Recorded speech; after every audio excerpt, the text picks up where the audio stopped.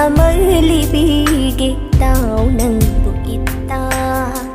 Adubo ni ngarang ay gikumlin manglanda Adubo ni ngarang ay gikumlin manglanda Pamu badulak lami Nungshi badulak lami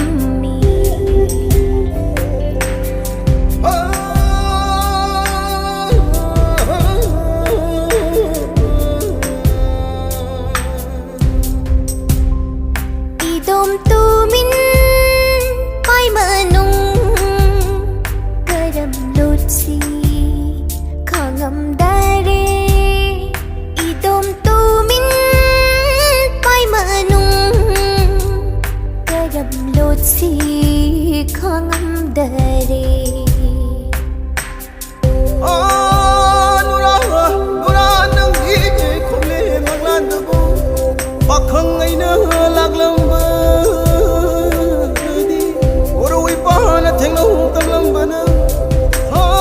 nu ja gi khomle manglan bu laglam bani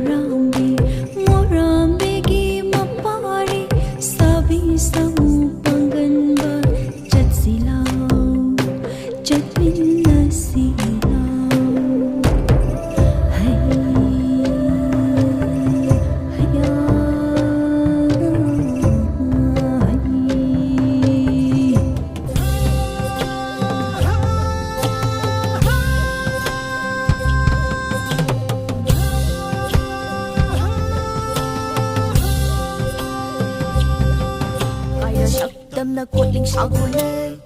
lai chơi irol nung thâu đồ nung lắc tê lù ra không nung nung gọi mà rơi hước lấy ngôi thất tơ ya ta đông bờ lù ra không nung nung gọi mà rơi lấy ngôi thất tơ ya ta đông bờ nợ chi đã cô đầu nung cha đi